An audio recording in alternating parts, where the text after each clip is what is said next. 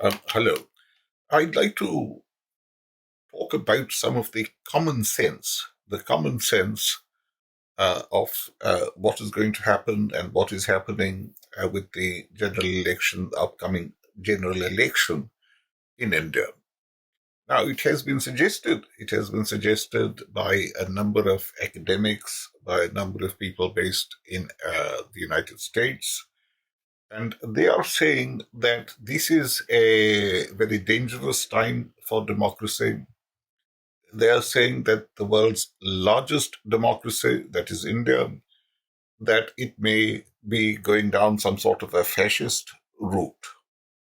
In fact, one Ashutosh Varshney of Brown University has suggested that India is going to start to introduce a Jim Crow type discriminatory or apartheid type of law targeting Muslims.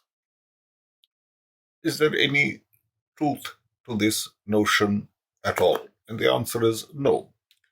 What we find is that the platform that has been adopted first, I suppose, by certain regional parties, including a party where I come from, the DMK party, which is in fact quite oppositional to the North Indian Hindu mainstream.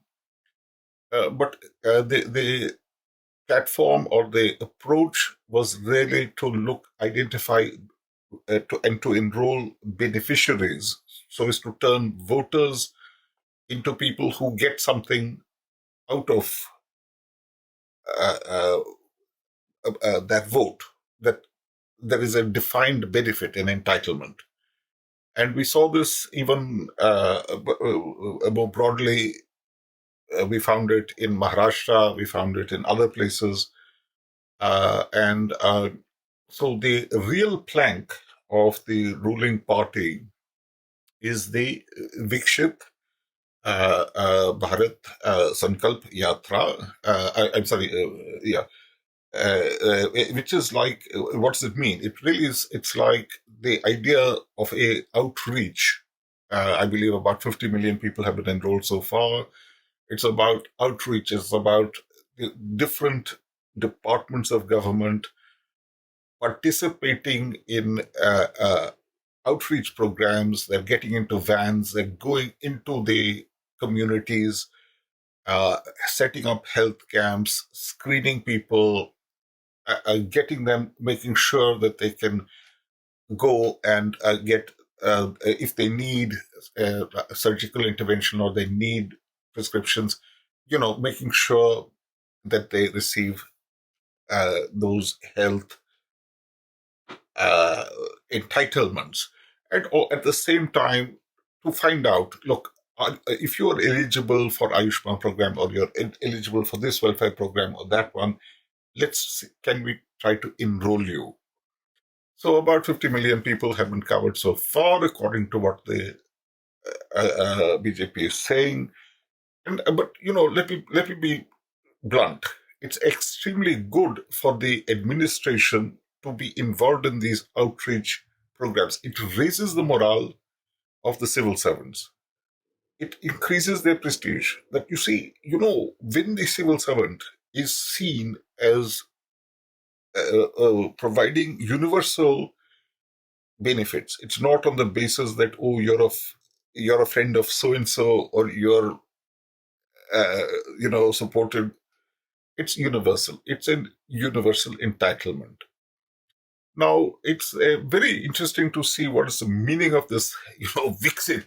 Oh my God, what does it mean? I don't know. Vikas, Viksit, Bharat, Yatra. Oh yeah, we know that Rahul is doing Yatra. We know that there was Rath Yatra 30 years ago of Murli Manohar Joshi and of Advani. That had to do with religion.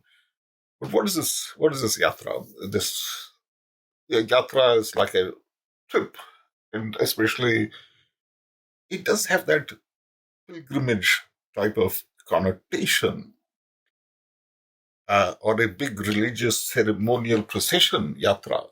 Yeah, it's got that. It's Sankalp. Oh, it's like, yeah, Sankalp is definitely associated with going on the pilgrimage, isn't it? But what does it actually mean? It's that look, we have made the we are dedicated that by 2047 India should be developed country in terms of having developed affluent society type, uh, really dependable social safety network, universal healthcare, universal education, a chance for everyone to come up through entrepreneurship, that regardless of what is your background, your gender, and so on, you have a scheme, you should be able to get the help to start your business, and of course, many, many more aspects. Now, this is, you may say, this is nothing compared to what Chairman Xi has done in China, and for those in extreme poverty in the uh, remote areas. But India also realizes that, you say, a country will not feel nationalistic, it will not feel patriotic unless people, even the affluent people in the cities, the young people, and they're going, why am I paying 35%? Why am I paying, where's my money going to? And they can see on their smartphone, as they can see in China, they can see that the guys who are living in caves and under bad, adverse situation for 1,000 years, now they live in beautiful apartments, and they are podcasting, or they are social media stars, saying, wow, you know, an elderly lady, a nice granny. You may not be able to fully understand her dialect, but you can see her face. She's beautiful. Oh, wow, look, I'm turning on, it's hot water. My God. It's beautiful. It's beautiful. That creates that in China, Chairman Xi, yeah, we don't, the Chinese people, they know. By the way, they were much more wary of their government. There's much more capital flight from China. But Chairman Xi really has done things to remove absolute poverty. He has abolished absolute poverty in China.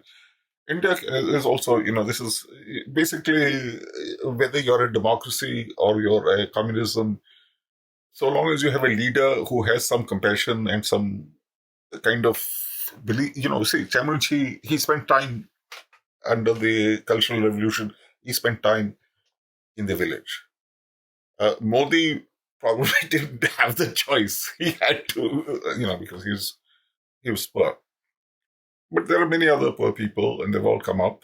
And whether it's President Murmu or other people who are in power, uh, uh, they are not beholden to any vested interest groups. They have achieved power on their own, and in every state, that is the case.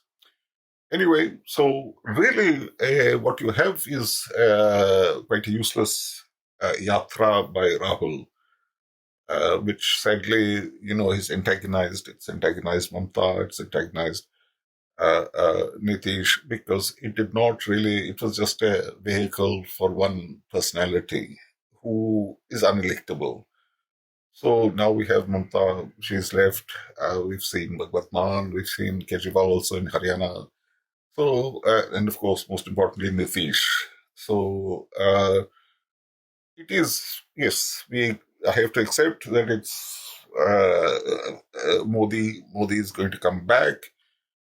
There's no alternative. But let's be clear, Ram Mandir, he did good bandobast.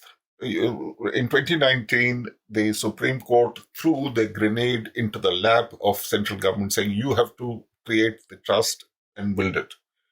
And we all, those of us who are Hindu, we thought, my God, it's going to be such a headache, because Nirmohi will be fighting with these guys. Nirmohi, they are the Shabbat, actually. They should get it. That was the High Court judgment.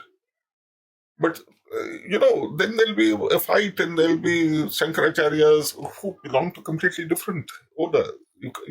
how can you have Advaita coming into Vishishta Advaita matter when, oh my God, it'll be fighting and each one will be filing a court case, and then this Swami will say, oh, I was sexually assaulted by that Swami.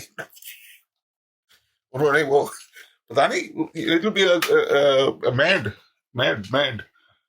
uh, situation, but they've done it fast. And of course, ultimately, it comes down to satsang, that the holy people of Hinduism, they realized that, listen, the janta jo hai, they will not be patient. They want it now.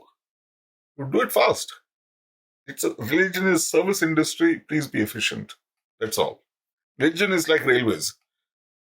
You come on time and you don't bloody talk nonsense and create.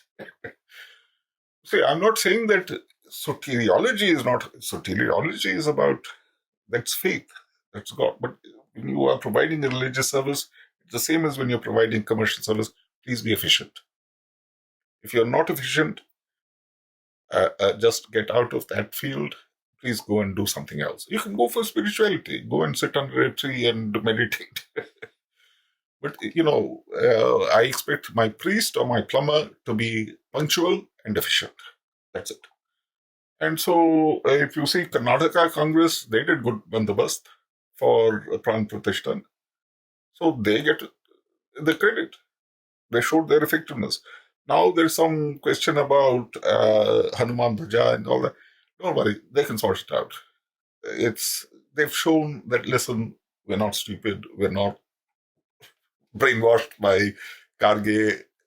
In fact, we're rejecting Karge. The moment we took power, we said, thank you, Karge, for helping us. Now you shut up and let it celebrate Ram, because after all, ultimately, we are Hindu. Then Karge can suck his thumb.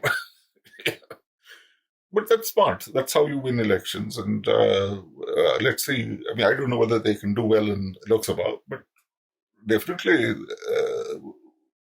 they can retain the assembly. They can retain, if they are better than the BJP coalition, which was corrupt and rubbish. Anyway, my final point really is that to understand India, you have to accept that, there was Nehru-Liaquat Pact, that both India and Pakistan said, oh, we're very secular, we're going to do everything, it's all lies. It's all lies. So please don't go on repeating those, saying, no, 1950, what happened in 47, and even it was happening in the 50s and 60s, was ethnic cleansing. That's not, you have some people having to run away from Pakistan, but not really from India. That really, from India, the immigration stopped. And maybe that was also that the pull factor stopped. But definitely, 4 or 5 decades ago. But, with immigration, there's always a pull factor as well as push factor. But anyway, this is, you can have the Ashutosh Varshney and Hartosh and nonsense guy and all these guys going on repeating the same nonsense that, democracy is in trouble because, Hindutva. But Hindutva, Hinduism triumphed, or rather, the religious basis of nationalism triumphed in 1947. And it's too late now it's foolish to go on repeating nonsense.